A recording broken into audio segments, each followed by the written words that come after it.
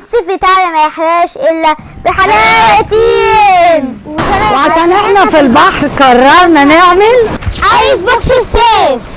كلنا طبعا عارفين ترند الايس بوكس والصيف. انا وماما قررنا نعملها لكم على شط البحر، وكان معانا اول ضيف في البوكس بتاعنا الاستاذ تفاح.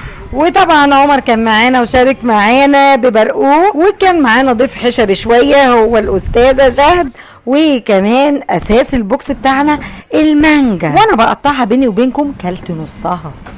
ما تستغربوش من العنب ده اسمه عنب بتنجاني، انتوا بتسموه البلط، بس عايزه اقول لكم مسكر جدا جدا جدا وبيقرقش في البوق، وعنب اخضر كمان عشان البوكس بتاعنا يبقى جامد طرش كده. والصيف بتاعنا ما يحلاش الا بحلقتين وشرايح ليمون كده بقى عشان البوكس يكون منعش اخر حاجه، وكل فاكهه حطينا عصير منها بنفس الطعم. اسيبكم بقى تستمتعوا وتشوفوا المنظر النهائي.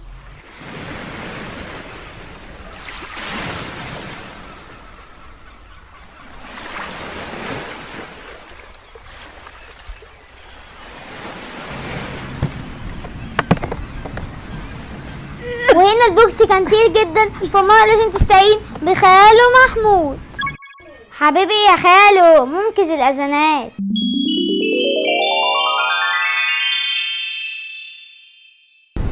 وكده انتهى البوكس بتاعنا، وناخد بقى رأي الناس اللي كانت معانا على الشط. كان رأيه فيه زي ما انتوا شايفين كده جامد. وهنا دوانا علي يا ويكا، وهو رد وقال انت عاش مالوش مثيل. وهنا بقى قررت ادوقه بنفسي، بصراحه كنت مشتاقه جدا ان انا ادوقه، الجو كان حر جدا، وفارس عنده حق لما بيقول لي جامد اخر حاجه. وعمر بقى نص الايس بوكس قام بيه لوحده، مش محتاجه اتكلم يعني، ده ايس بوكس جامد طرش. وهنا رودي بتقول لكم كل سنه وانتم طيبين.